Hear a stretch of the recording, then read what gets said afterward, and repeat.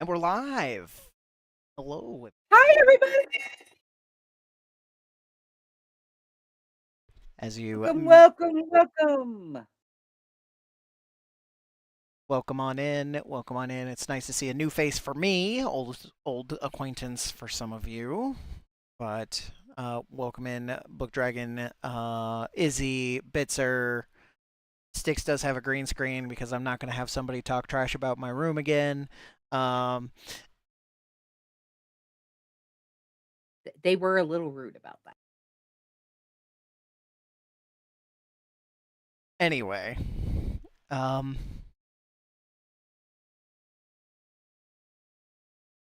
oh, as you can see, not who we had planned other direction planned for. And we're a little bit behind schedule today. That's partially on me and partially because we had a last minute panic, to fill the slot. But here we are. Uh, you guys didn't need to know that. I'm rambling. Welcome to Book for Friday, where we do author interviews and we interview anybody who's related to book related anything in the literary sphere. That means narrators, editors, cover artists, cover models, anybody. Um, so this week we have familiar faces with directly next to me PA Power, and just below him, CR McCormick. Welcome Other in, side. both of you. Sorry. Thank you both for being here and filling in the time slot rather suddenly. But two people that we have wanted on the show for a while, that it's just really hard to coordinate schedules for. But either which way, we are so happy that you guys were available tonight. And welcome to Book for Friday. As you guys both know, because you're a long time a part of this show, also a part of HMPP, we're gonna get crazy, and I am not sorry for it. So let's really quick, starting with Shar.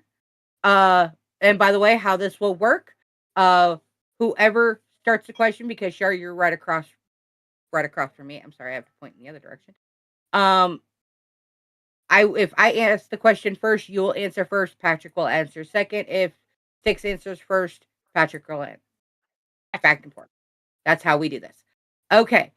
Tell us a little bit about yourself, about your book, and anything somebody needs to know about either before picking you as their next producer of their book boyfriends.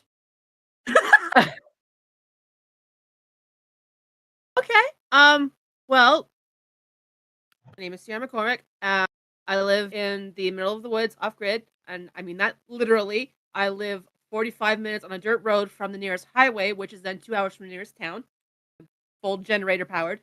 Um, I mainly write romantic comedies, which is a big surprise to me because my first book I published was actually a paranormal shifter romance.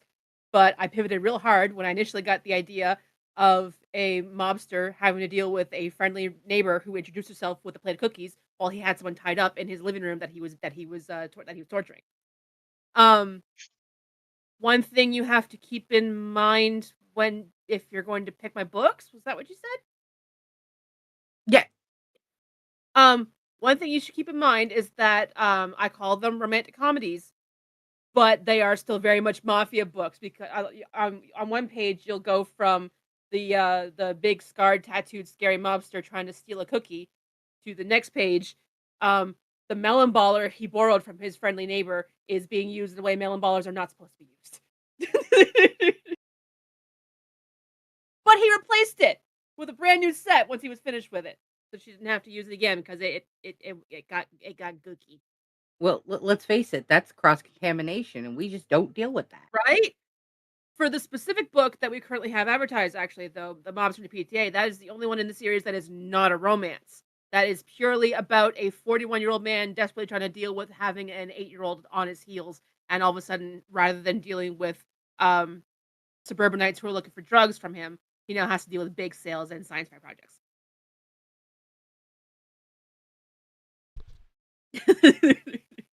How about you, PA Power?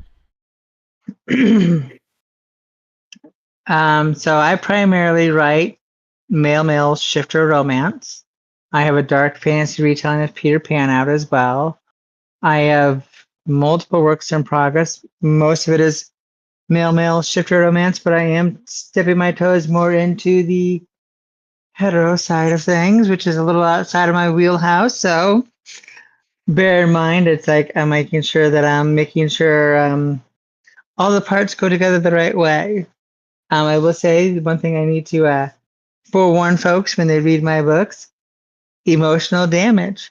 I will hit you in your feelings. I will make you cry. I will make you get so mad that you will want to throw my book clear across the room, find me, and beat the living tar out of me because I made you feel. Can confirm that was the first thing my wife said, was to reach out to him and let him know that she wants to fight him. So, yes. And if you ever need advice on the whole hetero side of things, I happen to be familiar. So,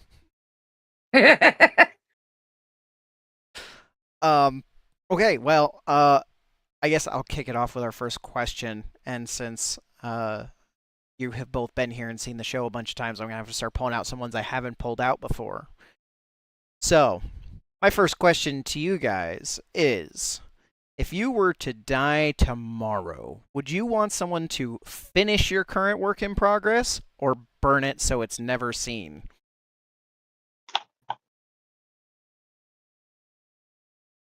That's you first, PA. I have, like I said, 6 works in progress. Would I be able to select who would be able to finish my book for me if they were to pick it up?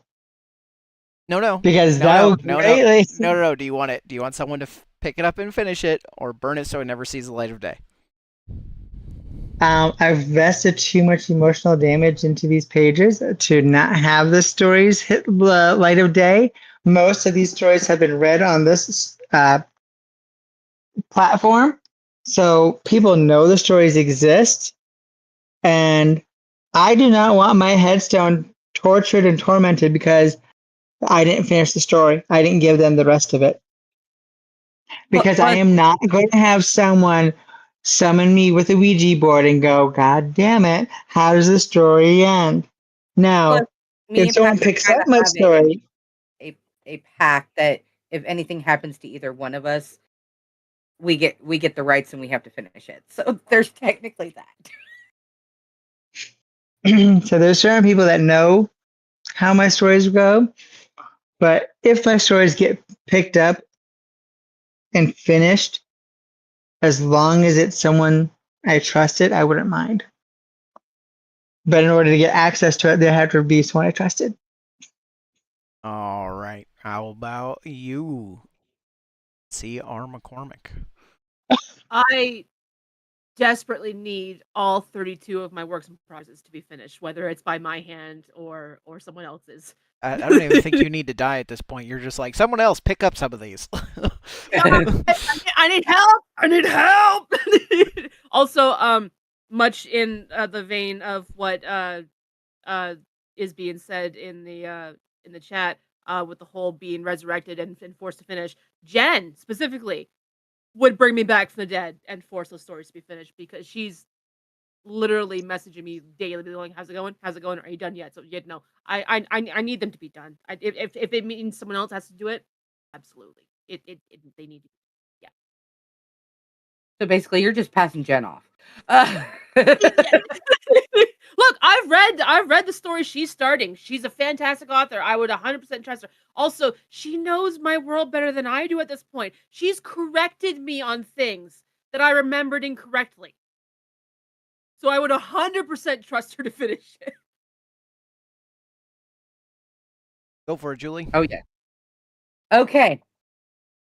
Now this is a 3-part question that we did talk about at Indie and Indie because this is one of Kesha's questions normally. And instead of asking the 2-parter and then the follow-up third, we've now stuck it in 3. Who do you trust with your keys? Who would you not let near your fucking car? And who do you got locked in the trunk so they A, don't interrupt, or B, don't hurt themselves? Fictional or real life? From your books. It's their story. Okay, no, I had to make sure because I got answers for both. Who would I trust with my keys? Um, if I want them back, it would probably be Riley.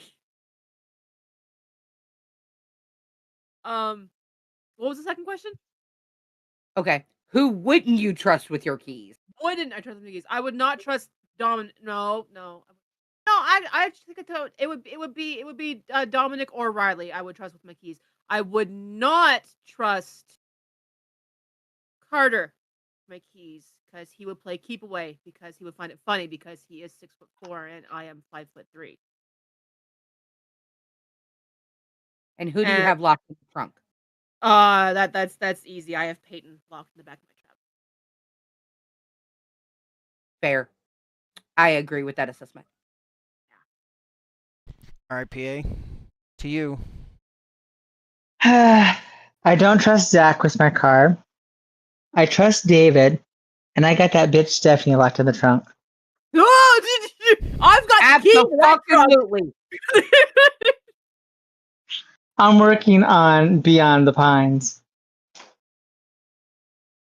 Okay, well, that was a very succinct answer. You had those ready to go. Now, I know at least I know I can ask this question to at least one of you. I don't know about UCR, but I do know PA Power can at least answer this one. But we'll ask you both. While editing, do you drink for inspiration or courage? Both.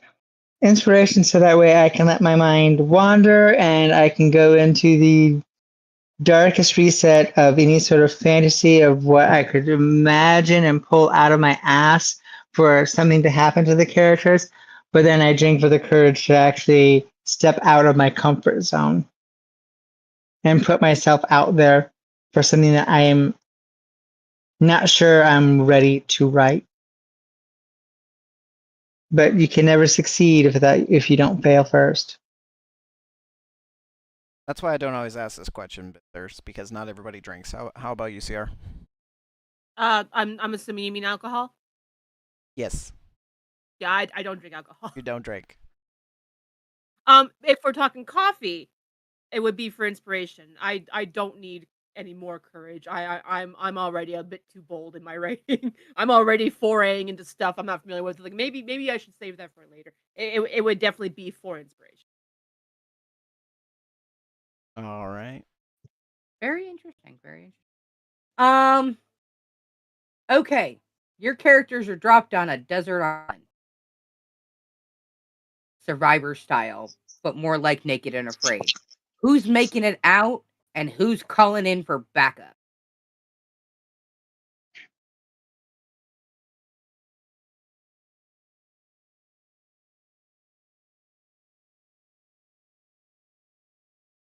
Carter would definitely call in for backup. He's not made for the wild at all. He is very much a creature of luxury.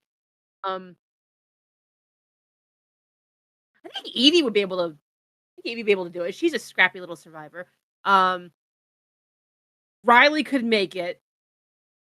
Dominic would fold after a week.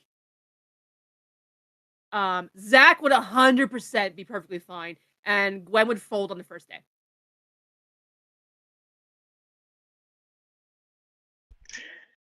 Jed and the pack of the Boys of Desire would easily make it. They make the whole world quake in their boots if it was Naked and Afraid style. And that scroungy little Chad or Chads would be crying like a little that he is. I gotta say, with a name like you gave that group, I feel like they would get dropped off and still be there 30 days later, not having gone anywhere because they just all realized they were naked. Yeah, well, that's why things are going to happen to Chaz as it is. Ah. All right. I got you, Julie. All right. So we strictly don't do spoilers here. So this one shouldn't lead to spoilers because it's a didn't make it into your works kind of question. What is a secret your protagonist has that didn't make it into the final manuscript?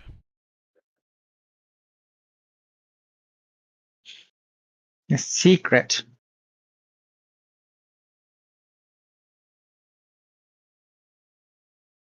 Hmm.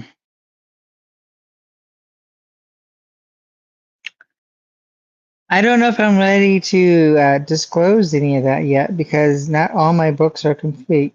Okay, could lead to spoilers. We don't answer those then. How about you, CR? Yeah. I'm trying to think of one for Atticus because Atticus's story is pretty much what we're getting for Atticus is pretty much done. He's basically been relegated to a side character now. Since his is just a standalone on its own. Secret that wasn't that was meant that wasn't revealed. Um,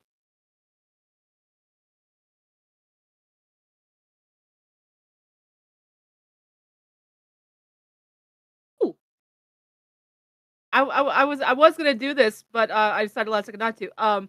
He loves musicals. Musicals. I was planning on having a scene where Skylar had a musical play thing for her school, and he was gonna help her out with it, and reveal that he could actually decently kind of sing because he loved musicals. But I ended up having to cut it for word count. All right, Julie, you're up. Okay. Real quick, what was that? What was the question? What was your previous My question? question was what is your protagonist's secret that didn't make it into the final manuscript? Oh, gotcha. Okay. What have you had to research that probably has you on a watch list?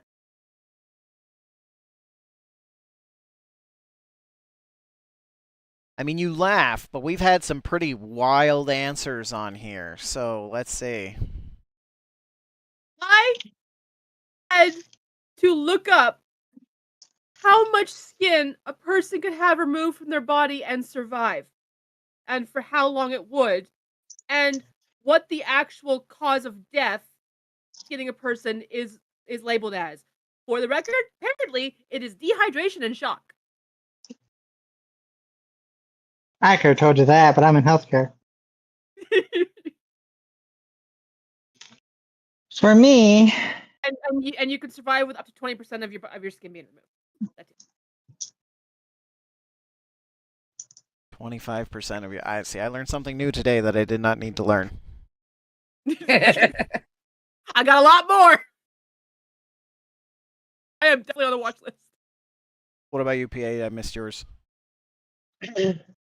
for me, it's the different things that people do. Ah, Trying to understand them and like have stuff so I can make sense of, okay, what would I do with this? I have a great Why would I need this? book So recommendation for you after this.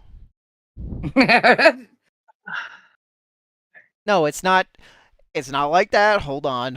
Context for all you people in the chat losing it. Context is important. Okay, the book that I'm going to recommend, and I highly recommend it for anybody. By the way, not sponsored, not plugging this. Don't none of that kind of stuff. But I recommend this for anybody who writes anything on the spicy side. There is a book called A Billion Wicked Thoughts. I will show you the cover of it so you know which. Here it is. So this is called A Billion Wicked Thoughts. It's like a mosaic. That is Twitch appropriate. It's censored. And YouTube is appropriate. But it is a very, very deep dive study done. What they pretty much did was instead of going up and asking people, hey, what turns you on and why, they just stole everybody's browser history.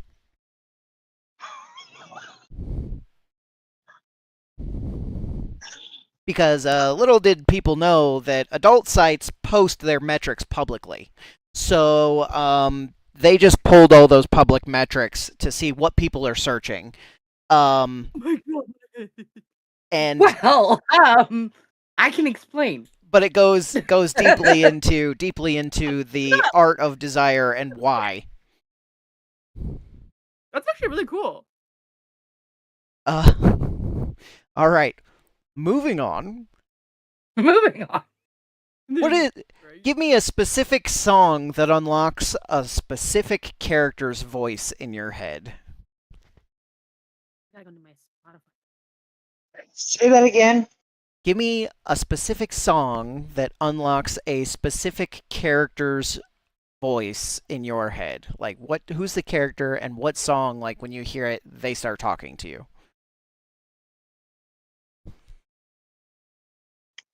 Okay, so let me make sure I do this right.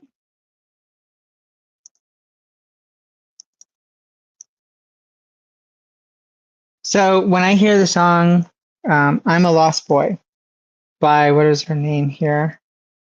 By Ruth B., it unlocks Peter Pan in my head, Peter's voice.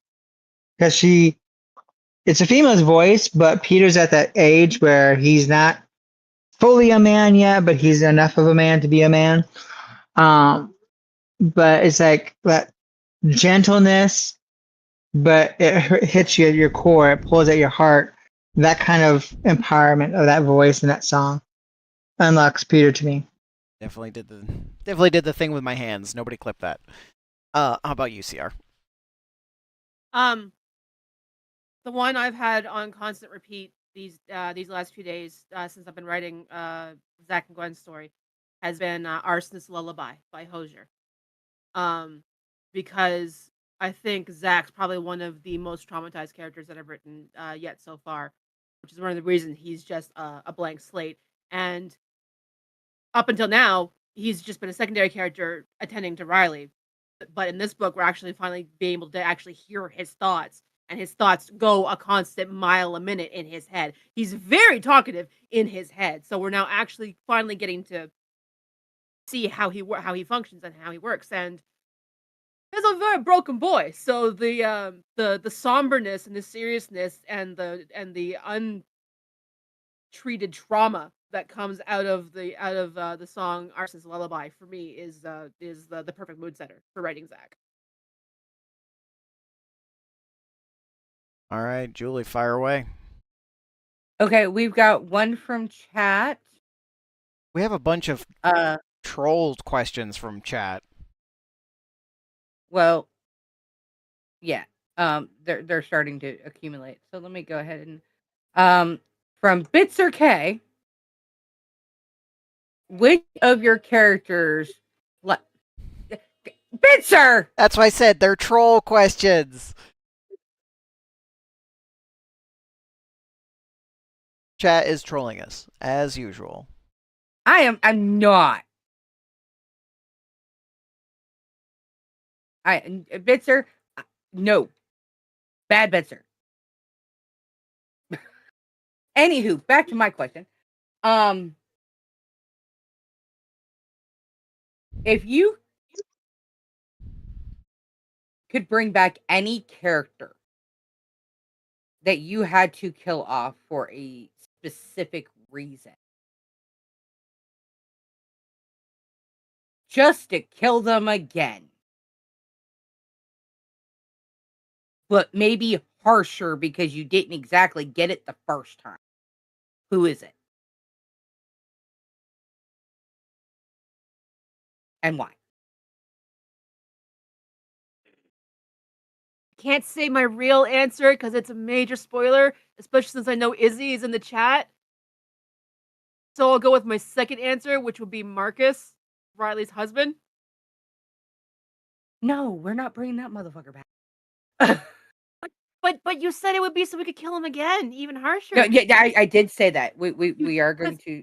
You gotta admit, like as much fun as I had having Riley literally empty her gun into him, she can get so much more creative. But my actual answer, I can't give while he's here. Yeah. All right, no spoilers. He hasn't. After consulting with my lawyer, I must plead the fifth. because Izzy's in the crowd, and all I can give is just this one clue. It would be one of the mean girls. I'm actually gonna message Julie my actual answer because I want Julie to know when Julie's read all my books. All right, so we have a couple of no spoilers answers. That's interesting. So, It's been a Well, while since we've had that. like I said, I have multiple books, works in progress, and some of Yeah. them are continuations of stories. Right. And I Can you can't imagine say 'cause how much it's fun part of that story. okay. Okay, Julie, that's fair. Julie, I could have so much fun if I did that, Julie. I could have think about how much fun I could do. Think about it. Oh no, I totally agree with that. That's why I was like, okay, yeah, I got you. That's And like Julie already knows who I'm bringing back. Yeah, I do.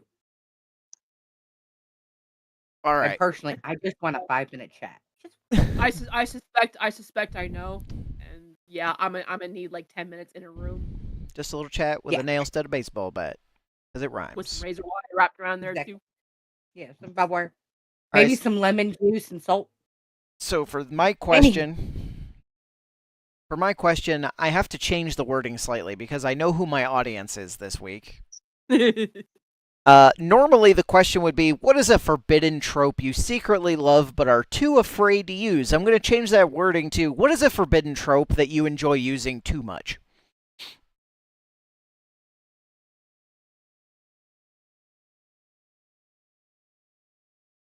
What would you consider just for clarification? Yeah. Let's Junior, what remove do you let's consider- remove forbidden. What is a trope you enjoy using too much? Well, the trope of male and the trope of werewolf shifter, or just shifter in general, because the things you can make your shifters do to their mate, their fated mate, with just a touch. Yeah. Okay. So so a trope I enjoy too much? You enjoy using too much, yeah. Force proximity. I love forcing those two to be stuck in the same vicinity of each other and having to just put up with each other and not be able to do anything about it. I love it. I love it. Especially when they hate each other. It makes it even better. Is that? I feel like that's some kind of Schadenfreude, considering your living situation. Yeah. Probably. Okay. What is one? Wait a minute. You kind of already asked a version of that question. Let me rethink it so I can rephrase it.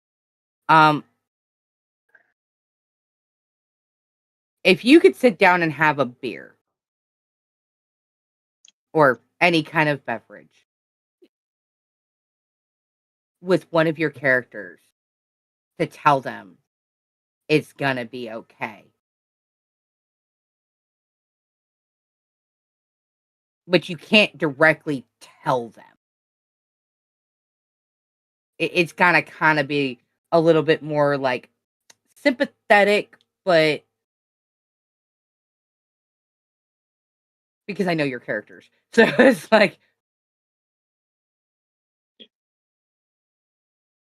who would it be Zach. if you could bring them to life and like literally just sit them down and be like, "Hey, It'd be Zach. I've made that boy's life miserable since he was 6 years old, and I haven't been any easier on him in the next 30 years of his life. I would just say it was like, I promise you it's gonna pay off. I promise. Promise. Especially because I'm putting him through his paces real bad in this book. So, yeah, it's like just trust me. Just trust me. It'll be okay. Just hang on.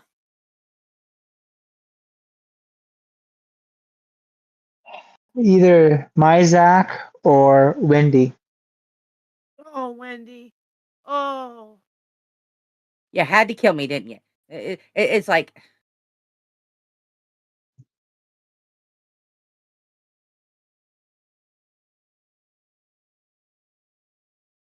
This isn't your books are supposed to be the emotional damage, not your interviews. Well, Patrick you quotes open that us back line. up to our characters, and well, Okay. Um, this one ought to be interesting because again, you guys are gonna hit me with the arguing semantics on define this word, but just go with it. What is the trashiest book that has significantly influenced your writing?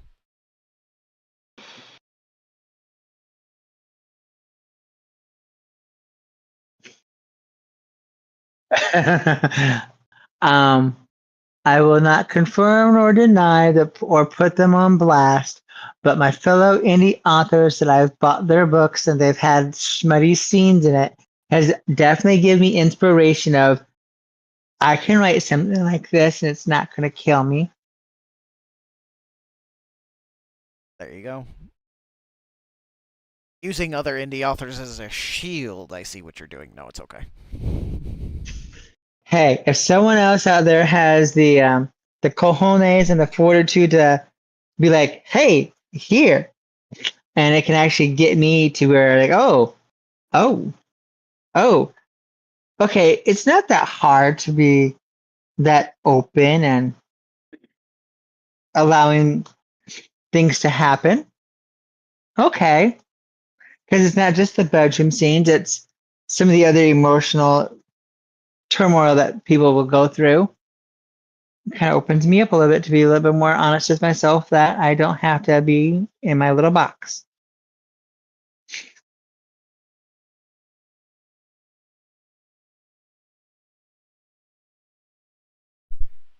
Okay. I had to mute there for a minute. I had the filter was failing. All right, CR, what's your answer there? Um, this one. I consider this trashy at this point because I've initially read it in high school and I loved it, and then I reread it, and there's so much problematic bullshit in this series. But the writing style, the way she describes things, the world building, her unique takes on magic, massive inspirations for me. And for just my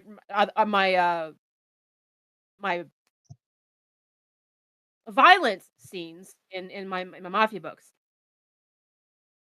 Ben Temple-Smith's work. I love Ben Temple-Smith's work, but I get a lot of hate from my friends because they claim he's nothing but gore porn, and his writing is terrible, and there's no real story in it. I'm like, "Oh, no." Wasn't Temple-Smith that is the vampires in Alaska one? Yes. Yeah, Yes. I remember. But yeah, romance and gore. They're my 2 trashy novels that I love. Smash them together and you get. Exactly, and I get my mafia books. Go for it, Julie.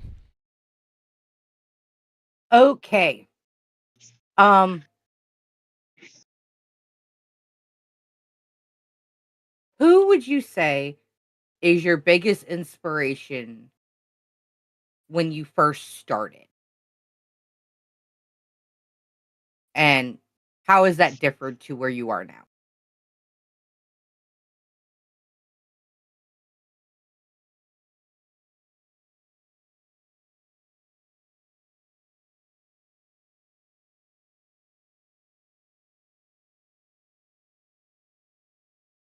No, I would actually say her again, Anne Bishop.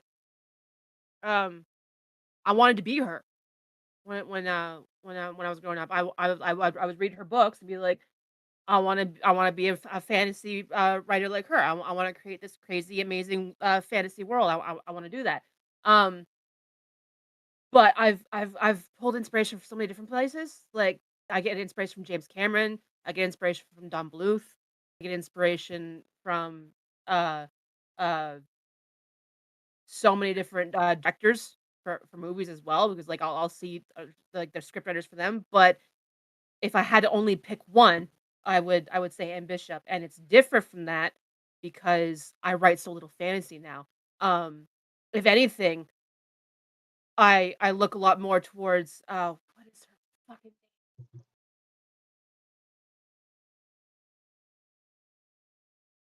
Who wrote The Holiday and the note and Nora fucking name? Hang on, hang on.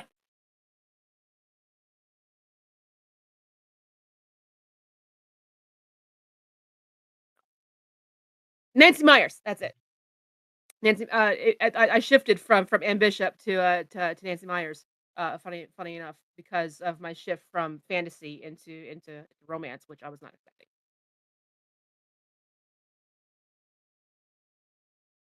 All right. Ann Bishop to Nancy Myers. Yeah, bit of a change.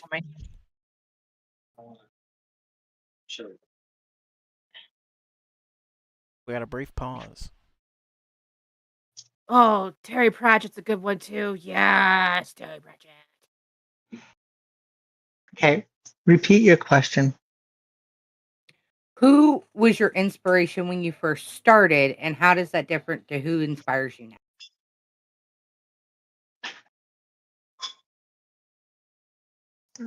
Well, those that inspired me to write, I will say, still inspire me to write is I've lost both of my biological mom and dad. They loved me unconditionally, even though one knew I was out, the other one passed before I could come out.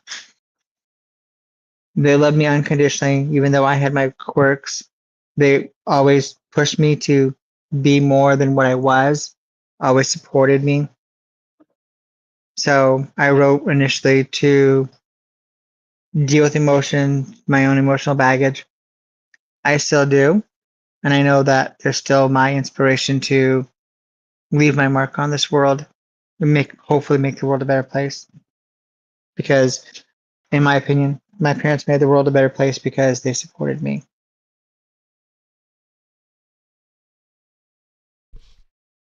All right. Well, that was a very deep and vulnerable answer. And I'm going to come right in behind that with another deep and vulnerable question. Sticks, I'm going to get you. What is the one thing you're still trying to prove to yourself as a writer? That I'm worthy.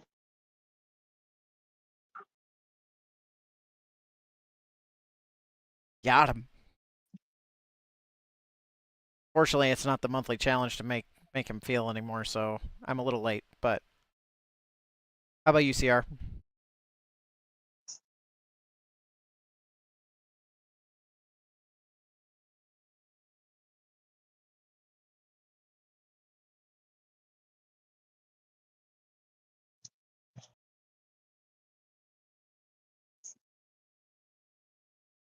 I don't know.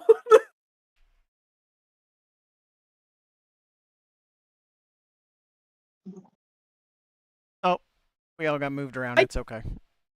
I I genuinely don't know how to answer that question. I'm not being snarky. I don't know. I don't know that I'm trying to prove anything. I I'm actually proud of myself for how much faith I have in myself and how much confidence I have in my writing actually.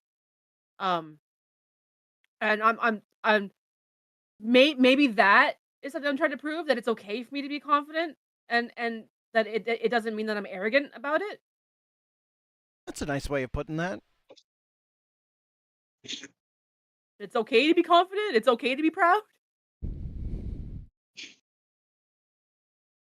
No self-hatred here. It's not allowed. I mean, you were the one that or one of the ones that came up with the three nice things. So, I mean,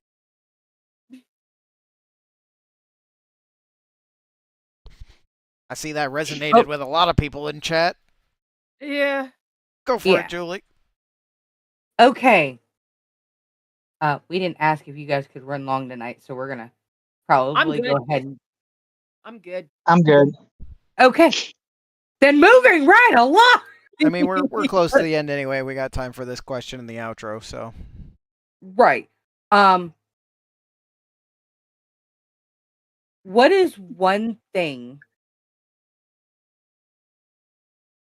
that you would tell a writer as they're starting? And not the bullshit, hey, it's okay if you don't make it type bullshit. Like, what is one bit of information that you wish somebody would have told you when you first started? It's probably the mantra I still live by today. And it was do not let perfect become the enemy of good. And you can't fix something you don't have. Stop worrying about getting it right immediately and just get it on the fucking page. Once it's on the page, once you got it out, then you can start worrying about semantics. Then you can start worrying about making it perfect. Then you can start worrying about tweaking and fixing. Your first draft is called the first draft for a fucking reason. So stop stressing about how terrible it sounds and just get it on the goddamn page. Which, by the way, is something that she's threatened 1,000 times. So I am constant. That is always my answer to anything even remotely similar to that question because I find I suffered with it. And I've talked to young authors who have dealt with this thing. This is like I understand. Like I've got a friend right now. My friend Devin's trying to write. It's like you can't fix it if you don't have it. So stop worrying about it and just get it out of your head. If it's in here, you can't do anything with it.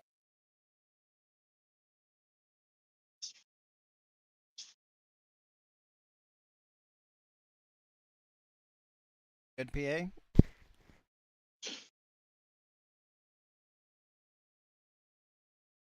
If I could spare a new author, a new indie author from what I went through, I fell victim to a hybrid press. I was sold big on a pipe dream. I paid a lot of money for a product that I am not that proud of. And once I get these other books done, I will go back and fix my very first baby, pull it from them, and relaunch it the way it needs to be to give it what it should have been.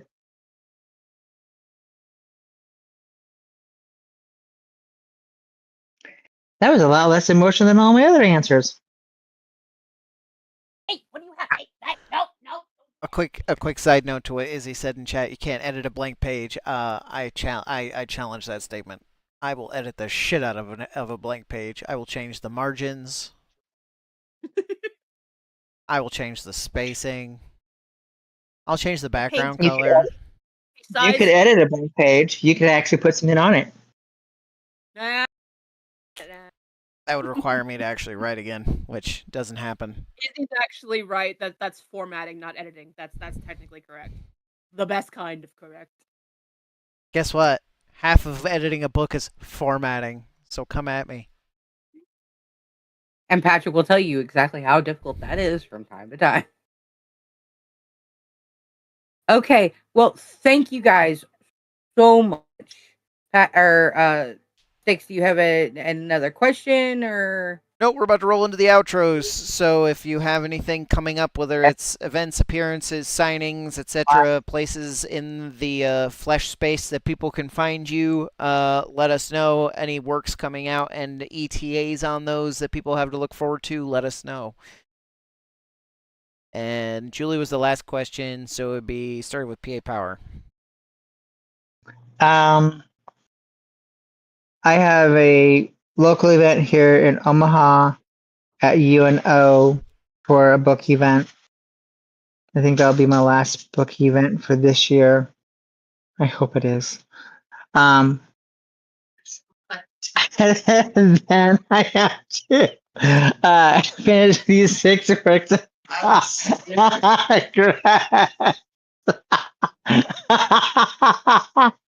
when hubby steps in. Okay,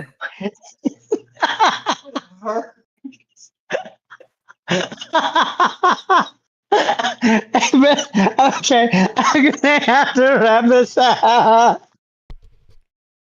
I didn't catch any of that, but it was funny.